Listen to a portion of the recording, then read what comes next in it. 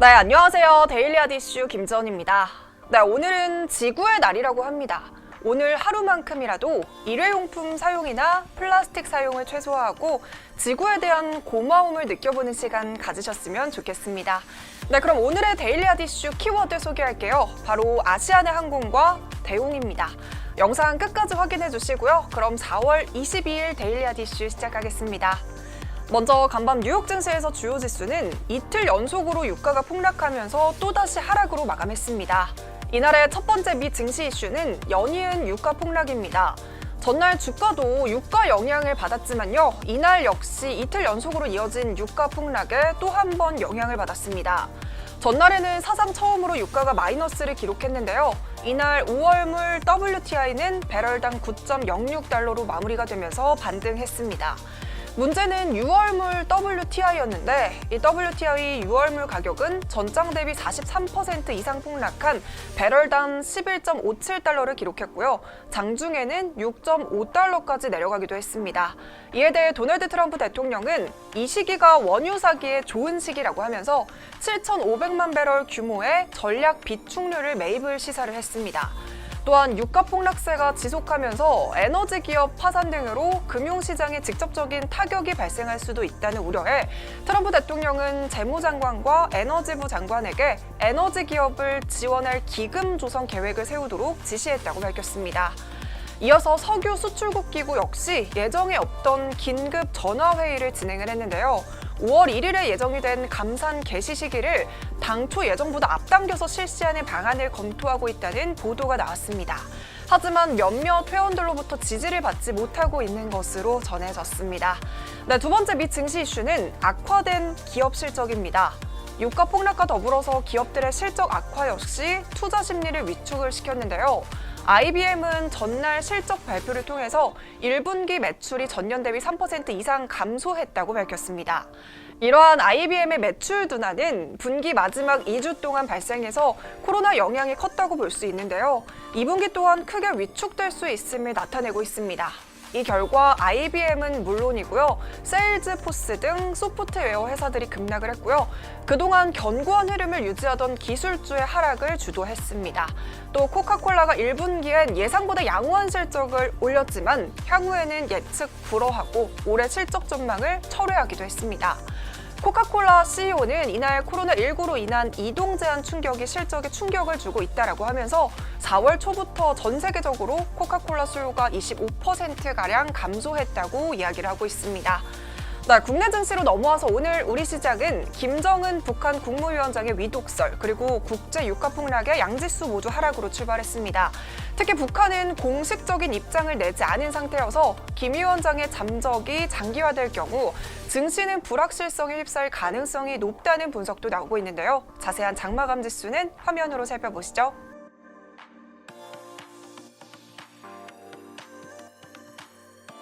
네, 그럼 오늘의 국내 경제 이슈 살펴보겠습니다. 네, 오늘의 국내 경제 이슈는 영화업계에 170억 원을 긴급 투입한다는 소식입니다.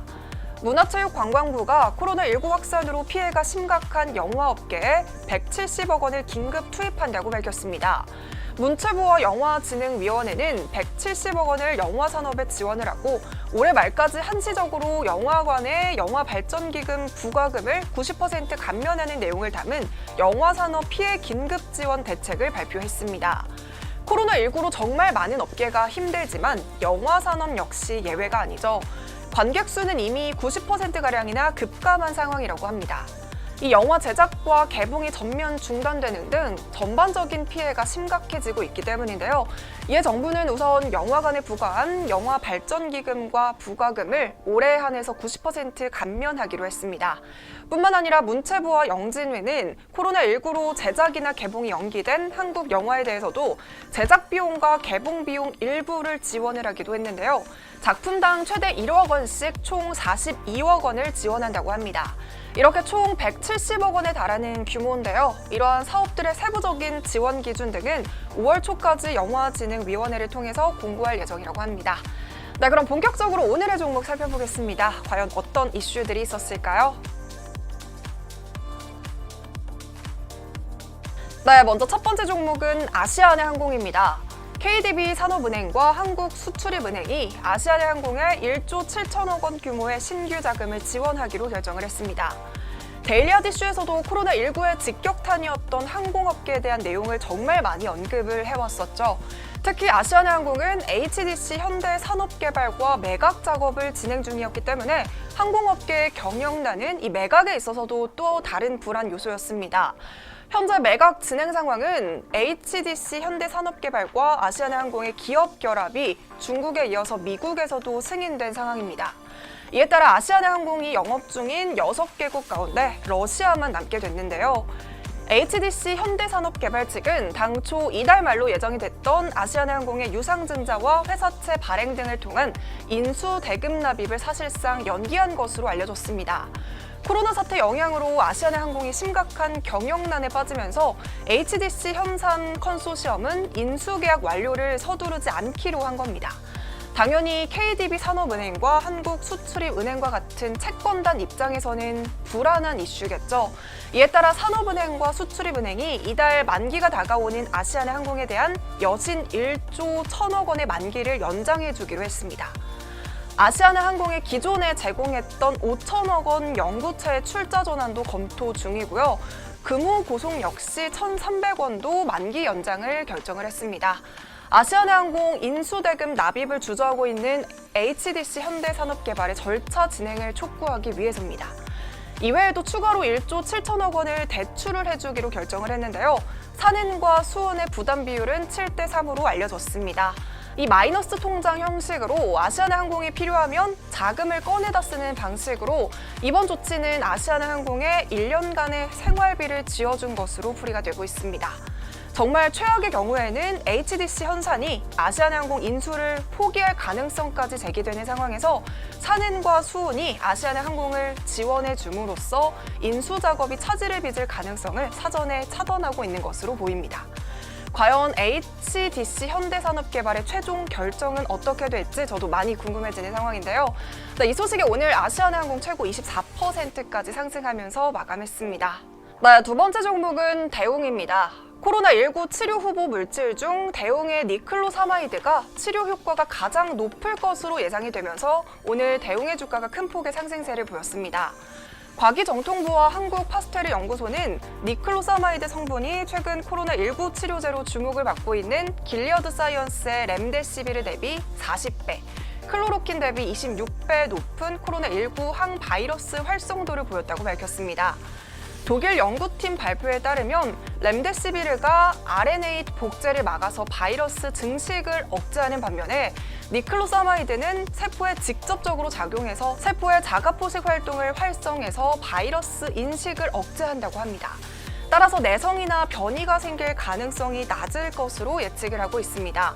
하지만 니클로사마이드가 높은 항바이러스 효과를 가졌음에도 불구하고 경구 복용 시 인체 내 혈중 농도가 유지되지 않았다는 단점이 있었는데요. 지난해 혈중 농도를 유지하는 새로운 제형 개발에 성공하면서 이런 단점까지 보완을 했다고 합니다. 그리고 올해 초에는 신규 제형에 대한 난치성 폐질환 치료제로 동물 실험에서 호흡곤란 개선 효과 그리고 염증 세포 침륜 억제를 통한 사이토카인 폭풍 제어 효과까지 확인한 상태입니다. 이 같은 소식에 오늘 대웅의 주가는 9%가량 상승하면서 출발했다가 장 초반 9시 48분경에 상한가에 직행을 했는데요. 그동안 대웅의 차트를 보시면 3월 20일을 기점으로 꾸준한 상승 흐름을 보이다가 4월 14일을 기점으로 외국인과 기관의 거래량 또한 뒷받침되고 있었습니다. 여기에 니클로사마이드라는 호재까지 이어지면서 오늘 17,850원까지 상승을 하게 된 건데요. 사실 코로나19 치료와 관련해서는 계속해서 주목을 받고 있는 물질의 흐름들이 빠르게 변화하고 있습니다.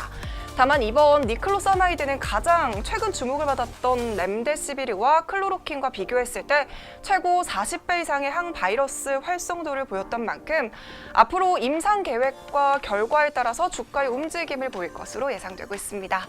이렇게 오늘은 아시아나항공과 대웅 소식으로 데일리하드 이슈 마무리하겠습니다. 오늘도 시청해주셔서 감사합니다.